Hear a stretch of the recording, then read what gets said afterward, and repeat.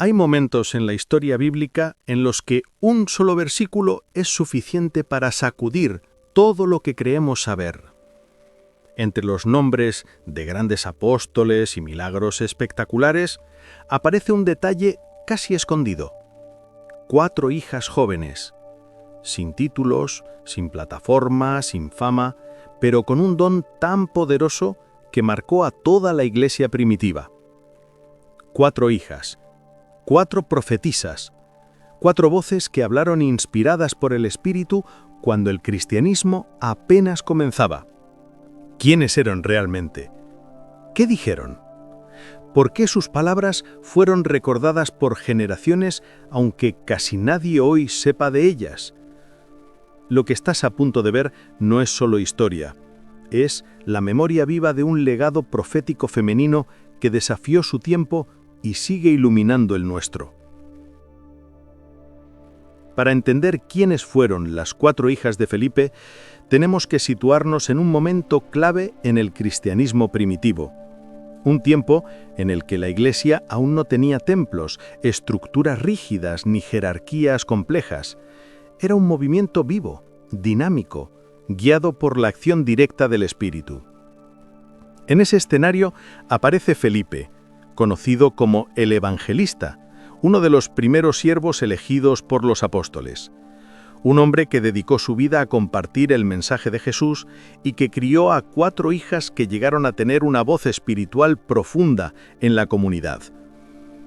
Pero antes de descubrir quiénes eran ellas y por qué su don profético fue tan importante, necesitamos entender el contexto en el que vivían.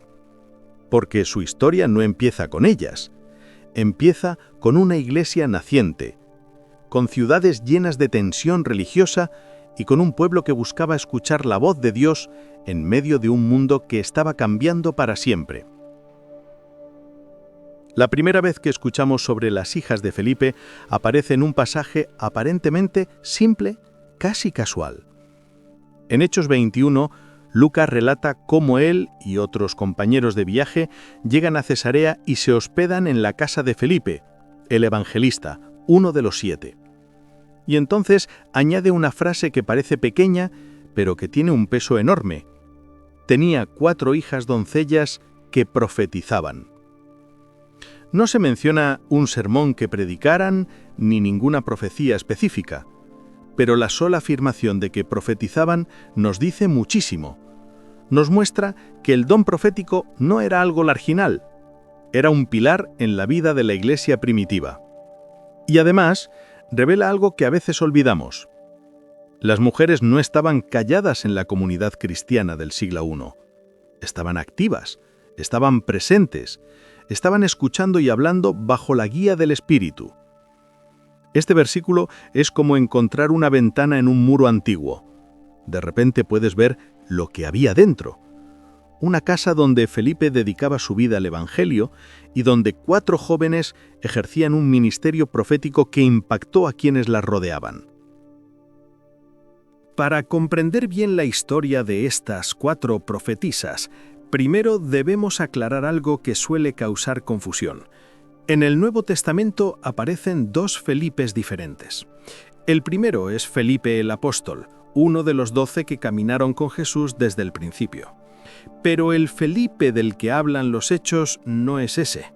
Es otro. Es Felipe el Evangelista, uno de los 7 hombres escogidos por los apóstoles para servir y cuidar de la comunidad en los primeros días de la Iglesia. Él es el mismo que compartió el Evangelio con el funcionario etíope en el camino a Gaza y que más tarde se estableció en Cesarea. Distinguir entre ambos no es un detalle menor. Es lo que evita siglos de confusiones en manuscritos, tradiciones y comentarios antiguos. El Felipe apóstol nunca aparece asociado a estas mujeres. El Felipe evangelista, en cambio, es quien las crió, quien las formó y en cuya casa floreció un ministerio profético femenino que marcó a la iglesia primitiva.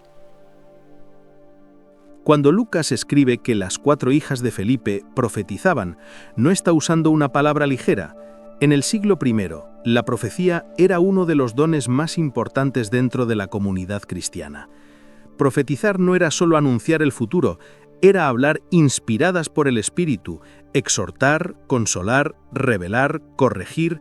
Era un ministerio profundamente respetado, y por eso es tan significativo que Lucas lo atribuya a 4 mujeres jóvenes. La expresión doncellas probablemente indica que habían decidido permanecer solteras, no por obligación, sino por vocación. La soltería en ese tiempo era vista como una forma de dedicarse por completo al servicio espiritual, algo que Pablo menciona cuando habla del corazón dividido entre las cosas del Señor y las cosas del mundo. Esto nos muestra algo esencial. Estas mujeres no estaban en segundo plano, tenían un lugar activo en la vida espiritual de la comunidad. Sus palabras, aunque no hayan quedado escritas, dejaron una huella, eran escuchadas, eran respetadas, eran parte de la construcción espiritual de la iglesia que estaban haciendo. Imaginemos por un momento su hogar, un espacio sencillo en Cesarea, lleno de pergaminos, lámparas de aceite y oraciones constantes, un lugar donde la fe se respiraba. Allí estas 4 hermanas crecieron, aprendieron, escucharon al Espíritu y compartieron su voz con quienes las rodeaban. Su ministerio no fue ruidoso ni prominente, fue fiel, fue constante, y eso en los primeros años del cristianismo tenía un valor inmenso. Para entender la importancia de las hijas de Felipe, necesitamos ver cómo se entendía la profecía en la iglesia del primer siglo. En ese tiempo, la profecía era una de las formas principales por las que la comunidad discernía la voluntad de Dios.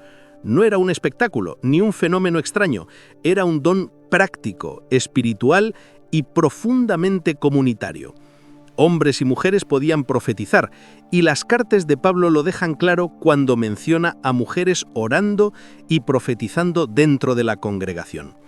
Esto nos habla de algo que a menudo se pasa por alto, que el liderazgo espiritual femenino no era una excepción, sino parte natural de la vida de la iglesia naciente. La profecía tenía un propósito muy concreto: edificar, animar y corregir. Era un don que buscaba el bien común, no la exaltación personal. Y en ese ambiente, las hijas de Felipe crecieron escuchando profecías, participando en reuniones domésticas, observando cómo el Espíritu se movía en mujeres y hombres por igual. Su ministerio profético no surgió de la nada, nació dentro de una comunidad carismática donde todos, sin importar su género, recibían dones del Espíritu para servir. Por eso el testimonio de estas 4 hermanas no es aislado, es parte de una tradición viva de mujeres llenas del Espíritu que acompañaron, fortalecieron y sostuvieron el crecimiento de la Iglesia en sus primeros años. Con el paso de los años, la memoria de las 4 hijas de Felipe no desapareció. De hecho, varios escritores de los primeros siglos mencionaron su existencia y su importancia. El más conocido es Eusebio de Cesarea, el gran historiador de la Iglesia, quien relata cómo estas mujeres eran recordadas en diversas regiones como profetisas respetadas.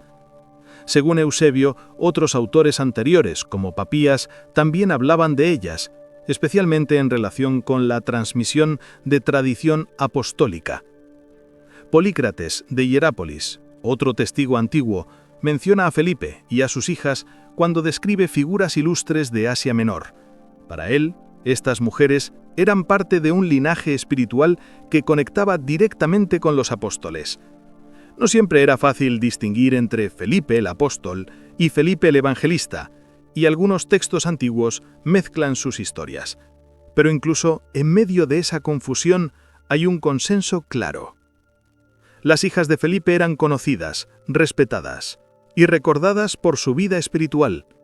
Su influencia fue tal que varios líderes cristianos de los siglos II y III las mencionaron como ejemplos de santidad, de testimonio y de la presencia viva del Espíritu en la Iglesia. Gracias a estos testimonios patrísticos, hoy podemos ver que el impacto de estas mujeres no fue local ni pasajero, abarcó generaciones. Con el tiempo, surgieron varias tradiciones que intentaron llenar los vacíos que el texto bíblico deja sobre las hijas de Felipe. Algunas de estas tradiciones provienen de fuentes antiguas confiables y otras tienen un carácter más legendario o hagiográfico, pero todas muestran el interés que despertaron estas mujeres a lo largo de los siglos. Una de las tradiciones más conocidas menciona que 2 de ellas se establecieron en Asia Menor. A una se le atribuye el nombre de Hermión, quien habría servido como maestra y consejera espiritual en Éfeso. Otra, llamada Eutiquis, es mencionada como alguien que habría sido enterrada en esa misma región. En algunos relatos, Hermión aparece incluso como mártir, entregando su vida en defensa de su fe. También hay historias que hablan de que estas hermanas viajaron por distintas comunidades cristianas, fortaleciendo a los creyentes y compartiendo sus dones proféticos. Aunque estas tradiciones no siempre pueden verificarse con precisión histórica, sí revelan algo muy importante: que las hijas de Felipe no fueron vistas como figuras pequeñas o secundarias. Para muchas generaciones fueron recordadas como mujeres de fe, maestras, profetisas y testigos del poder del Espíritu en los primeros años de la Iglesia. A medida que avanzaban los siglos, el papel de las mujeres profetisas generó debates dentro de la Iglesia. Y uno de los movimientos que más influyó en esta discusión fue el montanismo, surgido en el siglo II. El montanismo era un movimiento profundamente carismático, conocido por sus profecías intensas, visiones y prácticas extáticas. 2 de sus figuras principales eran precisamente mujeres, Maximila y Priscila. Debido a ciertos excesos y tensiones con la jerarquía cristiana de la época, el movimiento fue considerado problemático, y esto provocó algo importante: una creciente desconfianza hacia el ministerio profético femenino, aunque este hubiera sido plenamente aceptado en tiempos apostólicos. Sin embargo, autores como Eusebio hicieron una distinción clara. Las hijas de Felipe no tenían nada que ver con los excesos del montanismo. Eran profetisas serias, equilibradas, honradas por la comunidad y profundamente respetadas. Este contraste revela un aspecto importante de la historia cristiana, que a veces los abusos o exageraciones de ciertos grupos generan rechazo hacia prácticas que originalmente eran sanas y bíblicas. Las hijas de Felipe se convirtieron así en una referencia de lo que la profecía femenina podía ser cuando se vivía con madurez espiritual y orden. Su legado sigue recordándonos que los dones del Espíritu no dependen del género, sino del corazón que los recibe y de la fidelidad con la que se ponen al servicio de los demás. Cuando observamos la historia de las hijas de Felipe, no estamos viendo solo un episodio aislado del pasado, estamos mirando un testimonio que ha cruzado siglos y que siga teniendo fuerza en el presente. Su vida nos recuerda que desde el principio la Iglesia fue un lugar donde el Espíritu repartía dones sin distinción, donde la voz profética femenina no era un problema ni una excepción, sino una parte natural de la comunidad. Estas 4 mujeres se convirtieron en un punto de referencia silencioso pero poderoso. Su ejemplo ayudó a sostener la convicción de que Dios puede hablar a través de quien Él quiera, sin depender de estructuras sociales o expectativas culturales. Para muchos creyentes a lo largo de la historia, ellas han sido una inspiración, modelos de fe, de madurez espiritual y de servicio constante. Hoy, en una época donde se debate tanto el rol de la mujer en la Iglesia, su historia vuelve a levantar una pregunta importante. ¿Estamos escuchando la voz del Espíritu con la misma apertura que la Iglesia del primer siglo? El legado de las hijas de Felipe no es un argumento teórico ni una postura ideológica, es una invitación a honrar cada don, a valorar cada voz y a recordar que el Espíritu es libre, y que cuando Él llama, lo hace sin límites. Por eso su memoria sigue viva, porque representan la libertad del Espíritu y la belleza de una iglesia donde todos pueden servir, profetizar y edificar. La historia de las 4 hijas de Felipe nos deja una última reflexión.